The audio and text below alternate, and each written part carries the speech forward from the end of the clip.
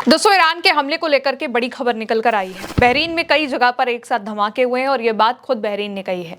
Bahrain का कहना है कि ये धमाके ईरान के हमलों के बाद हुए हैं। साथ ही बहरीन ने यह भी कह दिया है कि उसने ईरान के ड्रोन को निशाना बनाया है। एक तरफ बहरीन में धमाका हुआ है, दूसरी तरफ स्ट्रेट ऑफ हॉर्मुज में तेल टैंकर पर हमला हुआ है। सब कुछ आपको सबूत के साथ बताएंगे और दिखाएंगे कि आखिर हुआ क्या है।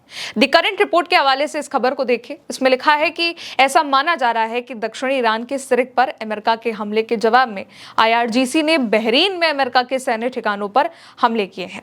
बहरीन का कहना है कि उसने जवाबी कार्रवाई करी है और उसको जवाबी कार्रवाई करने का अधिकार है। इससे पहले भी क्योंकि बहरीन के बेस का इस्तेमाल अमेरिका ने ईरान पर हमले के लिए किया है, तो उस पर भी ईरान अटैक कर चुका है और अब एक बार फिर से यही खबर सामने आ रही है कि बहरीन पर ईरान ने हमला कर दिया है। ऐसा बहरीन का दावा है। यह हमला अमेरिका के हमलों के जवाब में किया गया है, यह भी बात कही जा रही है। बीती दरमियानी रात ईरान पर अमेरिका ने कई जगहों पर हमले किए। ईरान के मिसाइल, ड्रोन ठिकानों पर और रडार साइट्स पर हमला करने की बात कही गई और इसके जवाब में ईरान ने दावा भी किया कि उसने अमेरिका के ठिकानों पर यह हमला किया है। अब इसी का जो अपडेट है वो आ चुका है। बहरीन का कहना यह है कि शनिवार तड़के कई ईरानी जो ड्रोन हैं वो उसके इलाके को निशाना बनाने के लिए उसकी सीमा के अंदर पहुंचे। उसने इस इलाके को अपनी संप्रभुता और अंतर्राष्ट्रीय कानून का खुला उल्लंघन बताया है। ये जो हमला है वो शुक्रवार देर रात ईरानी मिसाइल और ड्रोन रडार ठिकानों पर अमेरिका के हमलों के बाद हुआ है। साथ ही बहरीन ने ईरान पर द्वीप राज्य को निशाना बनाकर ड्रोन हमला करने का भी आरोप लगाया है। बहरीन ने घोषणा करी कि उसके इलाके को सुबह सुबह ड्रोन हमले का निशाना बनाया गया।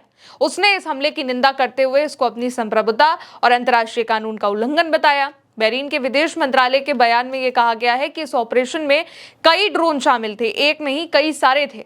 हालांकि अधिकारियों ने उन जगहों या नुकसान के बारे में अभी तक कोई जानकारी नहीं दी है जिन्हें निशाना बनाया गया था, या फिर उस बेस का नाम भी नहीं बताया गया है कि कहां पर एग्जैक्टली हमला हुआ था, जहां बहरीन ने इस घटना के लिए सीधे तौर पर ईरान को जिम्मेदार ठहराया है और संयुक्त राष्ट्र सुरक्षा परिषद से देश को जवाबदेह बनाने की मांग करी है।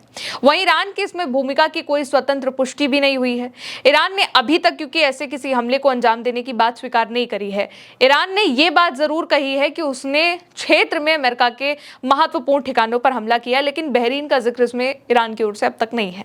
अब यह हमला ऐसे वक्त में हुआ है जब इलाके में सीमा पार सैन्य कार्रवाई तेजी से बढ़ रही है। यह जो ड्रोन हमला है वो अमेरिका की सेना द्वारा दक्षिणी ईरान में रडार और मिसाइल ठिकानों पर हमलों के कुछ ही घंटों के बाद हुआ है, जिसके जवाब में IRGC ने यानी कि इस्लामिक रेवोल्यूशनरी गार्ड कॉर्प्स ने अमेरिका के ठिकानों पर जवाबी हमले का दावा भी किया है। इसके अलावा स्ट्रेट ऑफ हॉर्मुज की बात करी जाए तो स्ट्रेट ऑफ हॉर्मुज में एक ऑयल टैंकर पर भी हमले की खबर आ रही है। स्ट्रेट ऑफ हॉर्मुज में एक टैंकर पर एक अज्ञात वस्तु से हमला हुआ है, जिससे जो पुल था टैंकर का वो डैमेज हो गया है। सभी चालक दल के जो सदस्य हैं सुरक्षित हैं और कोई ज्यादा नुकसान नहीं हुआ है, लेकिन यह हमला देर रात ईरानी मिसाइल, ड्रोन और रडार ठिकानों पर अमेरिका के हमलों के बाद हुआ है। ये बात इसमें भी सामने आ रही है। यूके MTO के अकॉर्डिंग स्ट्रेट ऑफ हॉर्मुज में अमेरिका समर्थित दक्षिणी शिपिंग कॉरिडोर में एक तेल टैंकर पर प्रोजेक्टाइल से हमला हुआ, उसे नुकसान पहुंचा। MOU पर सिग्नेचर होने के बाद तेल टैंकर पर यह पहला हमला है। इससे पहले गुरुवार को IRGC ने सिंगापुर के झंडे वाले कार्गो वेसल और दुबई बंदरगाहों के पास एक बाकी जहाज पर हमला किया था। और जो कहानी है ईरान के हमलों की, अमेरिका के हमलों की, वो यहीं से शुरू होती है। ईरान ने एक जिक्र किया है कि जो साउथर्न कॉरिडोर है जो कि अमेरिका समर्थित है, उसका इस्तेमाल स्ट्रेट ऑफ हॉर्मुज में जहाज ना करें। इसलिए साउथर्न कॉरिडोर के रास्ते से जो भी जहाज निकल रहे हैं उनको ईरान की ओर से वार्निंग दी जा रही है। जो वार्निंग को नहीं मान रहे हैं उन पर हमला किया जा रहा है। इससे पहले सिंगापुर के जिस जहाज पर ईरान ने हमला किया था वो भी इसी साउथर्न कॉरिडोर का इस्तेमाल कर रहा था। दूसरा जहाज जिस पर ईरान ने हमला किया वो भी इसी साउथर्न कॉरिडोर का इस्तेमाल कर रहा था। तीसरा तेल टैंकर जिस पर ईरान ने हमला किया है वो भी इसी साउथर्न कॉरिडोर का इस्तेमाल कर रहा था।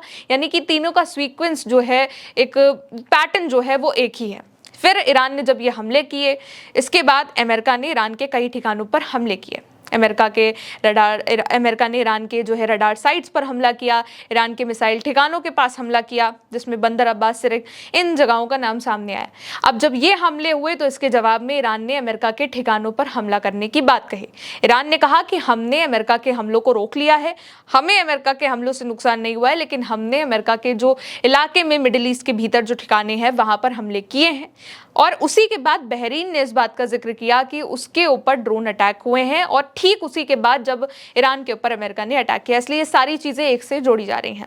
अब मोहसिन रजाई जो है ईरान के सीनियर लीडर हैं, उन्होंने इसको लेकर के कहा है कि अमेरिका ने इलाके में अपनी प्रॉक्सी फोर्स की गतिविधियों का समर्थन करके मेमोरेंडम ऑफ अंडरस्टैंडिंग के पहले आर्टिकल का उल्लंघन किया है और स्ट्रेट ऑफ हॉर्मुज में तनाव पैदा करना जारी रखकर 5वें आर्टिकल का उल्लंघन किया है। मेमोरेंडम ऑफ अंडरस्टैंडिंग के किसी भी आर्टिकल के उल्लंघन का जवाब तुरंत और निर्णायक होगा और इसीलिए जो लड़ाई है वो और भी ज्यादा बढ़ती चली जा रही है।